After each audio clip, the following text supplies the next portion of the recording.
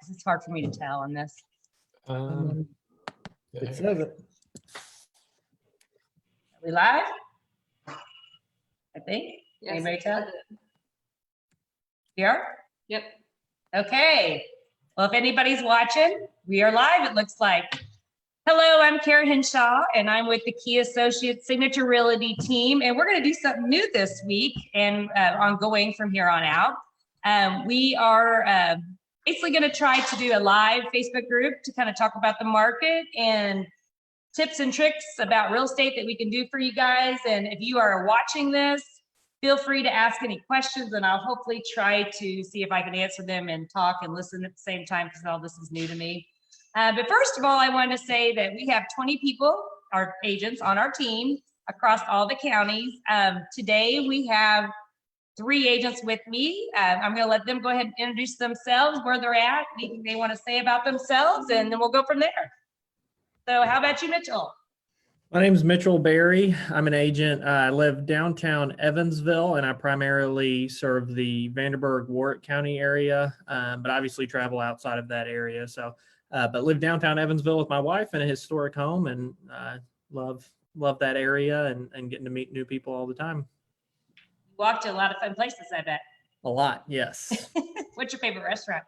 Sauce, Haney's Corner, best food in town. I've never been there. I heard it's wonderful. It's so good, yes. Oh, well, I'm going to have to try it out. When I guess they open shortly with everybody else. Yeah, I think they're opening next week, but I'm not. No, they might. I think they actually said they're going to hold off because they are a smaller building. So I bet you that's probably why. But I'm not quite sure on that. You'd have to check their page. Okay. Woo. Joni, how about you? I'm Joni Troutman. I'm originally from Spencer County, lived in Perry County. Now I'm in Du Bois County. Live in Huntingburg, Indiana, on the north side of Huntingburg, if there is one. And I started in January, so I'm fairly new to this and learning. And I just lost my training wheels. But doing great, enjoying it thoroughly, and learning something new every day. But just a little bit of information, though. You do have some sales in your background, correct? Yeah, I sold drugs for 10 years. Okay. Drugs Legally, totally. Pharmaceutical sales. Not much different, right? No, not really. Not really. Oh, Yes, well, I have good. others too. So I do a little bit of everything. Well, good. Okay. How about you, John? My name's John Kissel. I primarily serve the Gibson County, Vanderburgh County, and Posey County areas. Born and raised in Princeton, Indiana. That's where I live now. And I do the bulk of my business here in town. But yeah, that's about it. Well, cool. Well, so if anybody's watching this that is needing help with housing in any of those areas, call them. I am in Spencer County originally, where I am born and raised and still live. If you don't know me, so just a little bit about me. So real quick, we're going to go into the market. We're not going to dwell on numbers, but a lot of people ask us how the market's been with everything going on.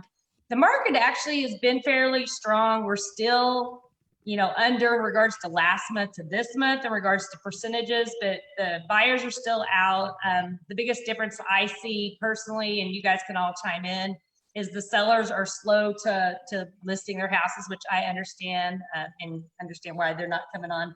Just to give you a little bit about like this last week, let me look real quick. We had 94 listings. If you look over the Southern Indiana Association of Realtors come on, mainly that's according to Spencer, Du Bois, Perry, Vanderburgh, Warwick, and Gibson is what I pulled, just so everybody knows which numbers we're looking at. And in regards to pending, there was 141. So you can tell that the pendings are going very fast compared to the listings coming on. And then I think we closed, let's see, this is not just us, this is everybody, 104. So it's pretty strong as well in regards to the market going. So how are you guys seeing? Is it listings, inventory low everywhere, everyone? Can't find houses? No, it's incredibly low. Yeah. What's the hardest thing that you're looking for that you feel like is just not out there? Anybody just having a hard time with certain price ranges or types of homes? Between 100 to 200,000, it's getting really thin right now. There's just nothing, and whatever comes to market lasts all of maybe 6 hours, and then it's gone. Yeah, we're having the same problem in this county. Yeah, because that 180 price range for me, like the typical north side of Evansville, 3-bed, 2-bath home, your typical subdivision home here has always been really popular. And now that there's lower of an inventory, it's been really tough. Yeah, I agree. So if anybody is thinking about selling, call us because the buyers are there. We'll definitely find them for you. If you're for sale by owner and haven't sold yet, we'd be happy to help you guys as well. Because like I said, the market is very strong. Du Bois County, Joni, you're seeing the same thing, correct? Exactly the same thing. Yeah. Exactly. Yeah. Smith land too. We are constantly looking for land. Anywhere from 3 acres up to 50 acres. I looked at Spencer County, and I think of all the Spencer counties, only 35 listings or something like that. It's low. So, definitely need to get our listings up. So with that in mind, with COVID-19, what do you guys think the biggest changes are to the market that we've seen? I know sellers are down, but what's your opinion of anything else that's changed? I understand why sellers have been slow to the market because of the situation, people not wanting them in their house. But any other comments about what's going on there? Well, the lending situation switched up quite a bit. As most realtors know, minimum credit requirements were around 580 for a lot of the products we could use. I think they've upped a lot of those to around 650. I actually just spoke to a lender here within the past hour who kind of reiterated that. But then a lot of your banks and lenders are also not doing government loans anymore, just because interest rates are so low. They're losing money, and turn times are so slow on those. But what are you? I mean, there times right now when you say about 45 days almost for a loan. It used to be about 30. Yeah, and I had one that just took about 50 days actually. That just closed last week. Yeah, that's definitely longer. We were spoiled there for a while for sure. And the closing costs are going up a little bit too, aren't they? When you say, yeah, I think especially on government loans as well. Once again, because I think they're losing quite a bit of money on those with interest rates being so low. So yeah, closing costs on USDA and FHA have bumped up quite a bit. Okay.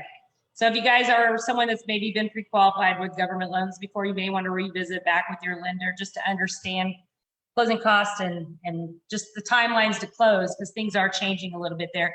Some of the local banks I know aren't even taking government loans right now with the refis and everything's so busy. They've kind of just stopped that part of their mortgages, not forever, but just for right now. So, okay. Anything else on that I missed, guys? Just, I don't want to dwell, but just give updates. Good. The only other thing I would say would be because there are a lot of people that have been not fired from their job, obviously, but furloughed, so they're not receiving that income. So even if you are employed, it can be tough to get a loan. But there are some lending institutions, I believe, that are still giving loans, even if you're furloughed temporarily, which is nice and options worth looking into. Okay, good.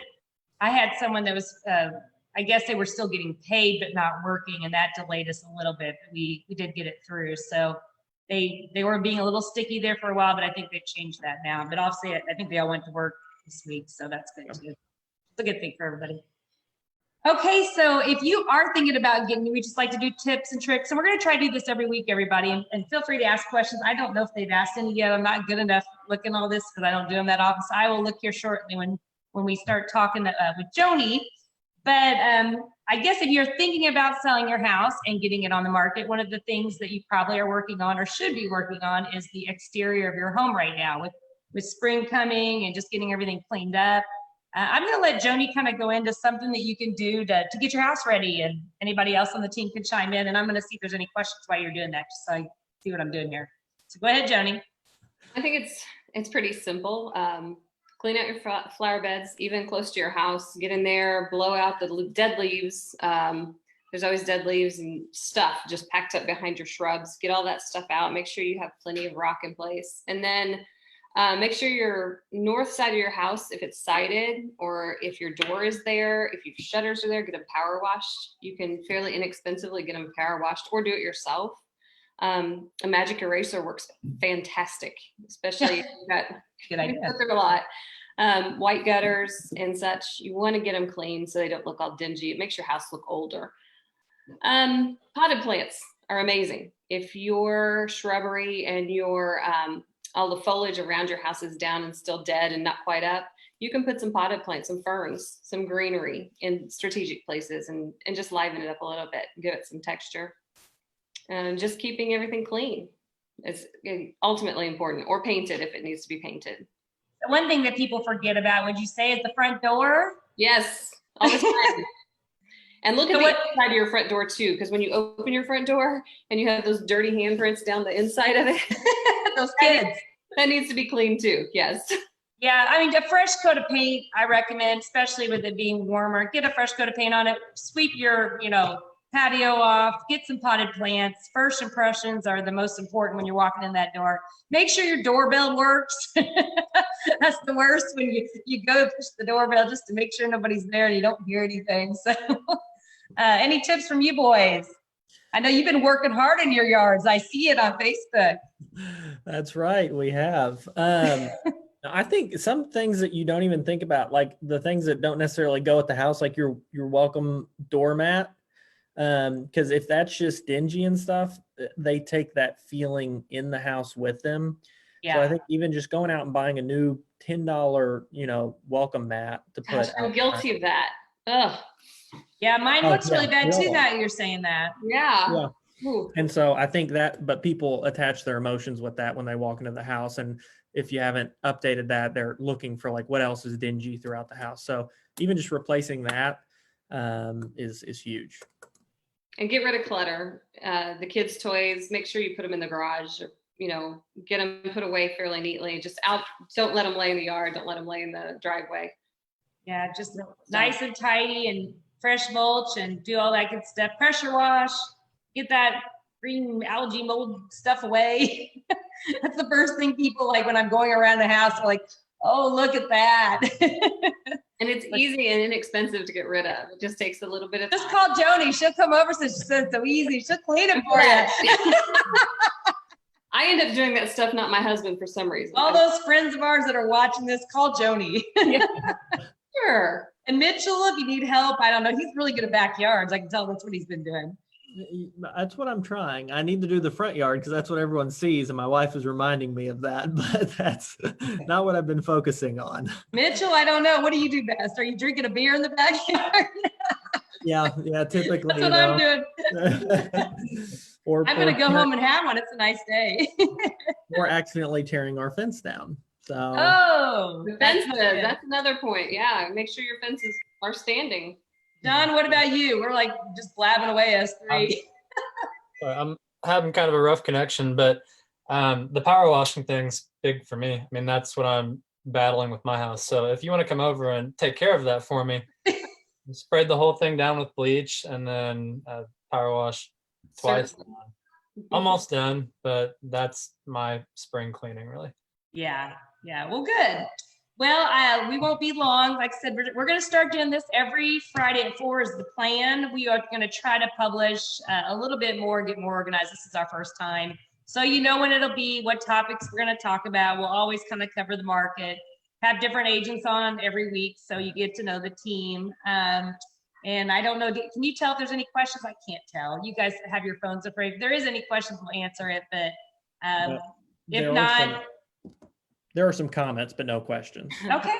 Well, in regards to questions, for next time, we'll publish ahead of time what we're going to do. So if you do want to hear anything also, you give us some topic ideas, we'll talk about it. And we'll continue to do this Friday at 4. And other than that, thanks for listening, whoever was watching, and everybody have a great weekend. See ya. See ya.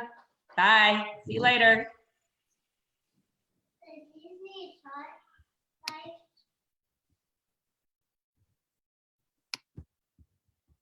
Good.